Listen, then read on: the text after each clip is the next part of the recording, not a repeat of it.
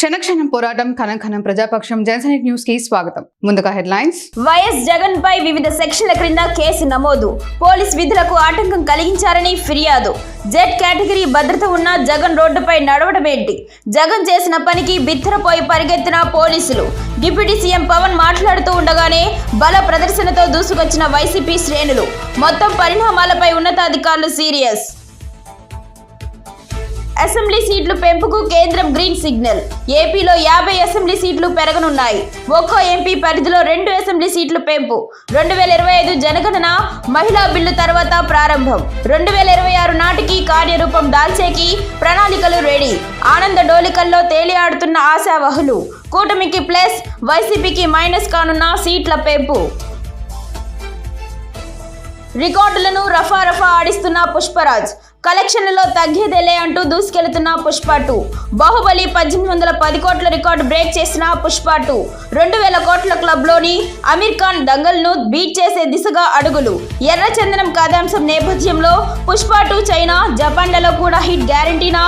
రికార్డులతో Allu Arjun fans ఖుషీ. ఈ details చూస్తే మదనపల్లెకు ప్రముఖ ఉపాధ్యాయులు ఉర్దూ రచయిత మహమ్మద్ ఖాన్ స్వామి వివేకానంద ఇండియన్ ఐకాన్ పురస్కారానికి ఎంపికయ్యారు. శుక్రవారం హైదరాబాద్ లో మహమ్మద్ ఖాన్ కు ఈ అవార్డును ప్రదానం చేయనున్నారు. అవార్డు గ్రహీత మహమ్మద్ ఖాన్ కు స్థానిక ఎమ్మెల్యే షాజహాన్ పాషా అభినందనలు తెలిపారు. స్థానిక జెడ్పీ ఉన్నత పాఠశాలలో ఇంగ్లీష్ టీచర్ గా పనిచేస్తున్న పఠాన్ మహమ్మద్ ఖాన్ జాతీయ స్థాయి స్వామి వివేకానంద ఇండియన్ ఐకాన్ పురస్కారానికి ఎంపికయ్యారు. హైదరాబాద్ కు చెందిన తెలుగు వెలుగు సాహితీ వేదిక, Kaloji Telugu book of record సంయుక్తంగా ఏటా స్వామి వివేకానంద జయంతి ఉత్సవాల సందర్భంగా జాతీయ స్థాయిలో వివిధ రంగాల్లో సేవలు అందించిన వారికి అవార్డులను ప్రదానం చేస్తోంది.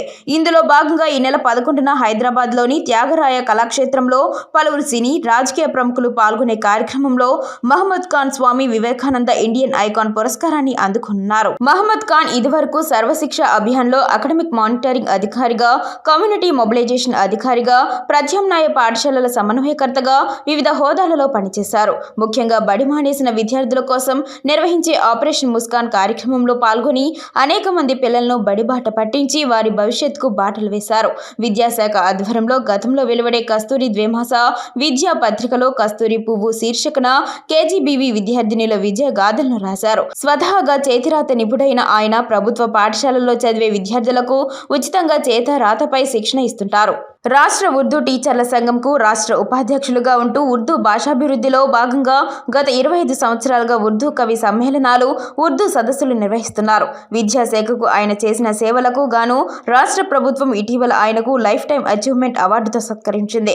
కాగా జాతీయ స్థాయి పురస్కారానికి ఎంపికైన మహమ్మద్ ఖాన్ కు స్థానిక MLA Mohammed Shahjahan Basha, town bank chairman Nadilla Vidyasagar, కురబసంఘ రాష్ట్ర డైరెక్టర్ వలిగట్ల వెంకటరమణ, విజయభారతి విద్యాసంస్థ అధినేత doctor N Sethu, Janasainik news channel CEO Narasimhanayakar తదితరులు అభినందనలు తెలిపారు. ఇంటింటా చెట్టు ఊరంతా వనం అనే ఒక సామాజిక కార్యక్రమానికి శ్రీకారం చుట్టిన మంచి మనిషి మన రామాంజనేయులు అని ఎమ్మెల్యే షాజహాన్ బాషా అభినందనలు తెలిపారు. బస్నికొండ శ్రీవారి మెట్ల వెంబడి 500 ఎర్రచందన మొక్కలు నాటేకి సహకరించినందుకు రామాంజనేయులకు పలువురు అభినందనలు తెలిపారు. నియోజకవర్గంలోని అన్ని ప్రాంతాల్లో దాదాపు 25,000 విలువైన మొక్కలు పంపిణీ చేస్తున్న రామాంజనేయులు ప్రశంసలు అందుకుంటున్నారు. జనసేన రాష్ట్ర పార్టీ అజెండాలోని అంశాల్లో ముఖ్యమైన పర్యావరణ పరిరక్షణకు మదనపల్లె నియోజకవర్గంలో ఆ పార్టీ నేత శ్రీరామ రామాంజనేయులు విలువైన మొక్కలు అందజేస్తున్నారు. అందులో భాగంగా ఇంటింటా చెట్టు ఊరంతా వనం 2 విడత శుక్రవారం శ్రీరామ రామాంజనేయులు ఆధ్వర్యంలో స్థానిక బస్నికొండ శ్రీ వెంకటేశ్వర స్వామి శ్రీవారి పాదాలకు 500 ఎర్రచందనం చెట్లను పంపిణీ చేయడం జరిగింది. ఈ కార్యక్రమానికి ముఖ్య అతిథిగా పాల్గొన్న మదనపల్లి శాసనసభ్యులు షాజహాన్ బాషా మాట్లాడుతూ సేవా కార్యక్రమాల్లో శ్రీరామ రామాంజనేయులు ముందు ఉంటారని, శ్రీవారి మెట్లకు సుమారు 500 చెట్లు ఆయన సమర్పించారని తెలిపారు. ఈ కార్యక్రమంలో పెద్ద ఎత్తున టీడీపీ, జనసేన, బీజేపీ మరియు బస్నికొండ ఆలయ కమిటీ సభ్యులు పాల్గొన్నారు. కాలువలు కూడా అడిగినారు.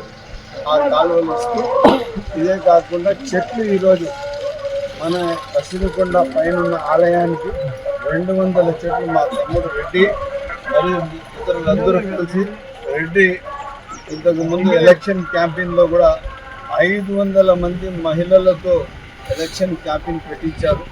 కాకపోతే ఆ రోజు ముఖ్యమంత్రి గారి ప్రోగ్రాం ఉన్నందువలన తమ్మళ్ళపల్లి కాన్స్టిట్యూన్సీ దగ్గర పోయి రావడానికి లేట్ అయింది. కాకపోతే ఎవరైతే బాధ్యతగా పార్టీ కోసం పనిచేస్తున్నారో వాళ్ళకి ఎక్కడ కూడా మరిసే పరిస్థితి ఉండదు. వాళ్ళే సర్వస్వం, వాళ్ళకే ముందర పెట్టుకొని నడుస్తామని చెప్పి మీ అందరి ద్వారా తెలియజేస్తాం. వైకుంఠ ఏకాదశి సందర్భంగా ఆలయాలకు పోటెత్తిన భక్తులు. వైకుంఠ ఏకాదశి వేడుకలు ఘనంగా ప్రారంభమయ్యాయి. తిరుమలలో స్వామివారికి ఏకాంతంగా కైంకర్యాలు, అభిషేకాలు నిర్వహించిన అనంతరం 4:30 నుంచి భక్తులకు ఉత్తర ద్వార దర్శనం కల్పించారు. భద్రాచలంలో ఉదయం 5 గంటలకు భక్తులకు సీతారామచంద్ర స్వామివారి దర్శన భాగ్యం కల్పించారు.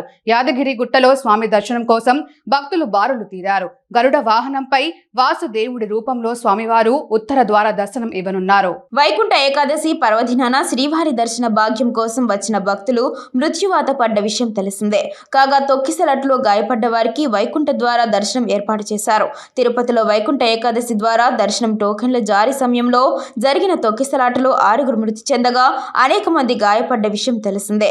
అయితే ఇవాళ వైకుంఠ ఏకాదశి సందర్భంగా ఆ తొక్కిసలాటలో గాయపడ్డ భక్తులు ఇవాళ దర్శనం కల్పించారు. సీఎం చంద్రబాబు టీటీడీ చైర్మన్ ఆదేశాల ప్రకారం తొక్కిసలాటలో గాయపడ్డ వారికి ప్రత్యేక దర్శనం ఏర్పాటు చేశారు. అధికారులు తెలిపిన వివరాల ప్రకారం గాయపడ్డ వారిలో మొత్తం 52 మందికి ప్రత్యేకంగా ఉత్తర ద్వార దర్శనం కల్పించారు. ఉత్తర ద్వార దర్శనం కోసం అనేక మంది ప్రముఖులు కూడా తిరుమలకు చేరుకున్నారు.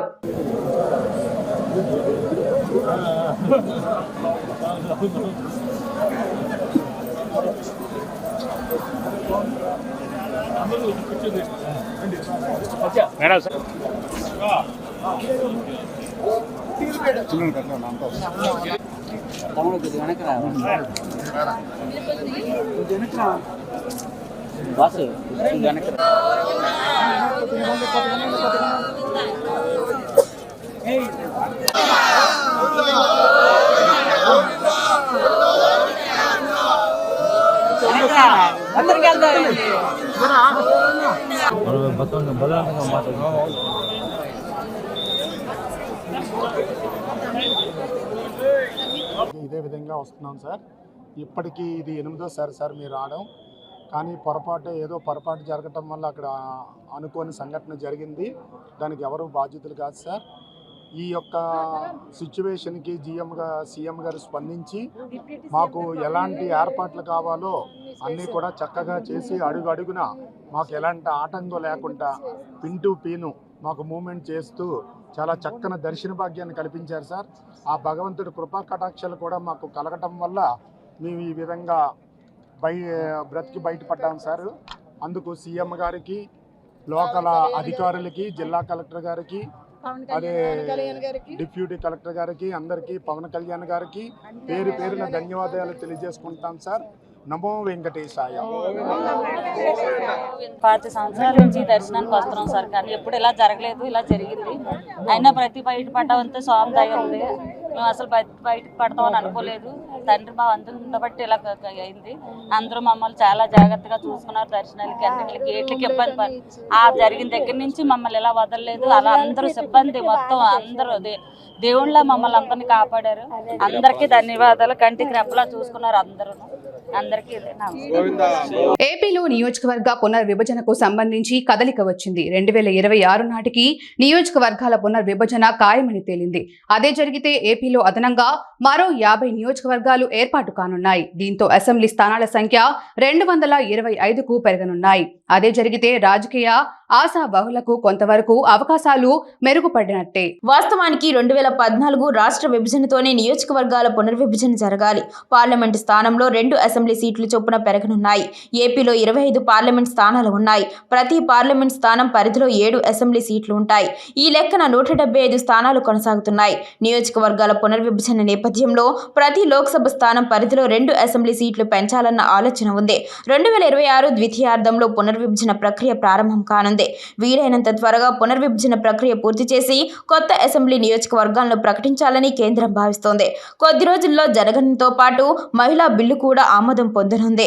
2025లో జనగణన పూర్తి చేసి వెనువెంటనే మహిళా బిల్లును సైతం ఆమోదం పొందాలని ప్రభుత్వం భావిస్తోంది. అటు తర్వాత నియోజకవర్గాల పునర్విభజన ప్రక్రియ ప్రారంభం కానుంది. ప్రస్తుతం ఏపీలో TDP, YCP, Janasena, BJP, Congress, వామపక్షాలు ఉన్నాయి. టీడీపీ కూటమిలో బీజేపీ, జనసేన ఉంది. ప్రతిపక్ష హోదా దక్కకున్న ప్రధాన ప్రతిపక్ష పార్టీ మాత్రం వైసీపీ.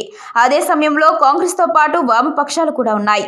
అయితే అన్ని పార్టీల్లో నాయకులు ఆశావాహులుగా ఉన్నారు. ప్రధానంగా టీడీపీ, కూటమి, వైసీపీలో ద్వితీయ శ్రేణి నాయకులు సైతం చట్టసభలకు ఎన్నిక కావాలని భావిస్తున్నారు.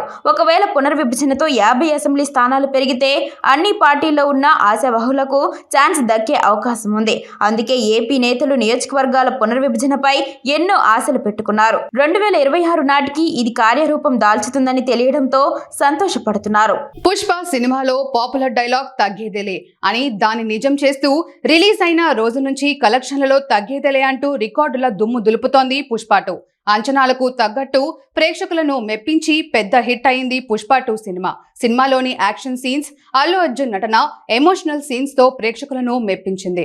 ఇక కలెక్షన్ల విషయానికి వస్తే 32 రోజులకే 1831 గ్రాస్ వసూలు రాబట్టి బాహుబలి 2 పేరిట ఉన్న రికార్డులను బద్దలు కొట్టింది. పుష్ప 2 కలెక్షన్ల విషయంలో మొదటి రోజు నుంచి రికార్డులు సెట్ చేస్తోంది. మొదటి రోజే 294 కోట్లు గ్రాస్ వసూలు చేసి మొదటి రోజు అత్యధిక కలెక్షన్స్ వసూలు చేసిన ఇండియన్ సినిమాగా నిలిచింది. 3 రోజుల్లోనే 500 కోట్ల గ్రాస్ దాటింది. 6 రోజుల్లోనే 1000 కోట్లు కలెక్ట్ చేసి సరికొత్త రికార్డ్ సెట్ చేసింది పుష్ప 2 సినిమా. ఇక బాలీవుడ్ లో అయితే కలెక్షన్స్ రోజు రోజుకి పెరుగుతూనే ఉన్నాయి. నెల రోజులు అయినా బాలీవుడ్ లో ఇంకా ఈ సినిమాకు హైప్ తగ్గట్లేదు. కేవలం హిందీ వర్షన్ సినిమానే 800 కోట్లకు పైగా కలెక్ట్ చేసి బాలీవుడ్ లో కూడా సరికొత్త రికార్డ్ సెట్ చేస్తుంది. తాజాగా పుష్ప 2 సినిమా బాహుబలి 2 రికార్డ్ ని బ్రేక్ చేసింది. పుష్ప 2 సినిమా 32 రోజుల్లో 1831 కోట్ల గ్రాస్ వసూలు చేసినట్టు మూవీ యూనిట్ అధికారికంగా ప్రకటించింది. ఇప్పటి వరకు అత్యధిక కలెక్షన్స్ రాబట్టిన మొదటి ఇండియన్ సినిమా 2000 కోట్లతో అమీర్ ఖాన్ దంగల్ సినిమా ఉంది. సెకండ్ ప్లేస్ లో 1810 కోట్లతో ప్రభాస్ బాహుబలి 2 సినిమా ఉంది. ఇప్పుడు పుష్ప 2 బాహుబలి 2 సినిమా రికార్డును బద్దలు కొట్టి 1831 కోట్లతో అత్యధిక కలెక్షన్స్ రాబట్టిన ఇండియన్ సినిమాగా సెకండ్ ప్లేస్ లో నిలిచింది. దీంతో బన్నీ ఫ్యాన్స్ సంతోషం వ్యక్తం చేస్తున్నారు. మరి ఇదే ఊపులో దంగల్ రికార్డ్ కూడా బద్దలు కొట్టి మరో సరికొత్త అధ్యయనానికి పుష్ప 2 తెర లేపుతుందేమో చూడాలి. కాగా అమీర్ ఖాన్ దంగల్ సినిమా చైనాలో దాదాపు 1100 కోట్లు రాబట్టడంతోనే 2000 కోట్ల మార్క్ దాటింది. చైనా, జపాన్లలో ఎర్రచందనం విరివిగా వినియోగిస్తారు. దీంతో ఎర్రచందనం కథాంశంతో కూడిన పుష్ప ఆ 2 దేశాల్లో సక్సెస్ అయితే ఇక పుష్ప 2 కలెక్షన్స్ భారీ స్థాయికి చేరుకుంటాయని సినీ విశ్లేషకులు లెక్కలేస్తున్నారు. అధినేత మాజీ సీఎం జగన్ పై కేసు నమోదు చేసేందుకు తిరుపతి జిల్లా పోలీసులు ఉన్నతాధికారులను కోరినట్టు ప్రచారం జరుగుతోంది. తమ విధులకు ఆటంకం కలిగించడంతో పాటు ట్రాఫిక్ సమస్యను తీసుకువచ్చారని వారు చెబుతున్నారు. గురువారం సాయంత్రం తిరుపతి తొక్కిసలాట బాధితులను పరామర్శించేందుకు వచ్చిన జగన్ ను ఓ అరగంట ఆగాలని కోరుతూ తిరుచానూరు క్రాస్ వద్ద పోలీసులు విన్నవించారు. ఈ క్రమంలో ఆయన కాన్వాయ్ ను కూడా నిలువరించారు. అయితే జగన్ పోలీసుల ఆదేశాలను విస్మరించారు. కాన్వాయ్ ను అక్కడే వదిలేసి రోడ్డు మార్గం మీదుగా నడుచుకుంటూ ముందుకు సాగారు. జెడ్ కేటగిరీ భద్రతలో ఉన్న జగన్ ఇలా ఒక్కసారి రోడ్డెక్కి నడవడంతో పోలీసులు బిత్తరపోయారు. తమకు ఎలాంటి సమాచారం ఇవ్వకుండానే రోడ్డు మార్గంలో నడుచుకుంటూ వెళ్లడంతో వారు కూడా ఆయన వెంట పరుగులు పెట్టారు. దీంతో అత్యంత రద్దీగా ఉండే తిరుచానూరు క్రాస్ రోడ్ లో ట్రాఫిక్ ఆగిపోయింది. మరోవైపు తమ ఆదేశాలను కూడా పట్టించుకోకపోవడంతో పోలీసులు పరుగులు పెట్టి ఆయన్ను బ్రతిమాలుకున్నారు. శాంతి భద్రతలకు విఘాతం ఏర్పడుతుందని అలా చేయొద్దని కోరారు. ఇంతలో మాజీ ఎమ్మెల్యే చెవిరెడ్డి భాస్కర్ రెడ్డి వాహనంతో రావడంతో ఆ వాహనంలో జగన్ స్విమ్స్ కు వెళ్లారు. అయితే అక్కడ అప్పటికే డిప్యూటీ సీఎం పవన్ కళ్యాణ్ ఉన్నారు. దీంతో అక్కడ కూడా ఉద్రిక్తత నెలకొంది. ఈ మొత్తం పరిణామాలపై ఉన్నతాధికారులు ఆగ్రహంతో ఉన్నారని పోలీసులు తెలిపారు. ఈ క్రమంలో జిల్లా అధికారుల ఆదేశాల మేరకు జగన్ పై కేసు నమోదు చేసేందుకు ఉన్నతాధికారులకు విన్నవించినట్టు చెబుతున్నారు. మాజీ సీఎం కావడంతో ఉన్నతాధికారుల సూచనల మేరకు కేసు నమోదు చేసే అవకాశం ఉందని తెలిపారు. ట్రాఫిక్ ను అడ్డుకోవడం, అధికారుల విధులకు ఆటంకం కలిగించడంతో పాటు తమ ఆదేశాలు పాటించకపోవడంపై పలు సెక్షన్ల కింద జగన్ పై కేసు నమోదు చేసే అవకాశం ఉందని తెలుస్తోంది. వార్తలు ముగించే ముందు హెడ్లైన్స్ మరోసారి. వైఎస్ జగన్ పై వివిధ సెక్షన్ల క్రింద కేసు నమోదు, పోలీస్ విధులకు ఆటంకం కలిగించారని ఫిర్యాదు. జెడ్ కేటగిరీ భద్రత ఉన్న జగన్ రోడ్డుపై నడవడమేంటి? జగన్ చేసిన పనికి బిత్తరపోయి పరిగెత్తిన పోలీసులు. డిప్యూటీ సీఎం పవన్ మాట్లాడుతూ ఉండగానే బల ప్రదర్శనతో దూసుకొచ్చిన వైసీపీ శ్రేణులు. మొత్తం పరిణామాలపై ఉన్నతాధికారులు సీరియస్. అసెంబ్లీ సీట్లు పెంపుకు కేంద్రం గ్రీన్ సిగ్నల్. ఏపీలో 50 అసెంబ్లీ సీట్లు పెరగనున్నాయి. ఒక్కో ఎంపీ పరిధిలో 2 అసెంబ్లీ సీట్లు పెంపు. 2025 జనగణన మహిళా బిల్లు తర్వాత ప్రారంభం. 2026 నాటికి కార్యరూపం దాల్చేకి ప్రణాళికలు రెడీ. ఆనంద డోలికల్లో తేలియాడుతున్న ఆశావహులు. కూటమికి ప్లస్, వైసీపీకి మైనస్ కానున్న సీట్ల పెంపు. రికార్డులను రఫా ఆడిస్తున్న పుష్పరాజ్, కలెక్షన్లలో తగ్గేదేలే అంటూ దూసుకెళ్తున్న పుష్ప 2. బాహుబలి 1810 కోట్ల రికార్డు బ్రేక్ చేసిన పుష్ప 2. 2000 కోట్ల క్లబ్లోని అమీర్ ఖాన్ దంగల్ను బీట్ చేసే దిశగా అడుగులు. ఎర్రచందనం కథాంశం నేపథ్యంలో పుష్ప 2 చైనా, జపాన్లలో కూడా హిట్ గ్యారంటీనా? రికార్డులతో అల్లు అర్జున్ ఫ్యాన్స్ ఖుషి. క్షణక్షణం పోరాటం, కనం ప్రజాపక్షం. జనసైనిక్ న్యూస్ ఇంతటితో సమాప్తం. తిరిగి రేపటి బులెటిన్లో మళ్ళీ కలుద్దాం. అంతవరకు సెలవు. నమస్కారం.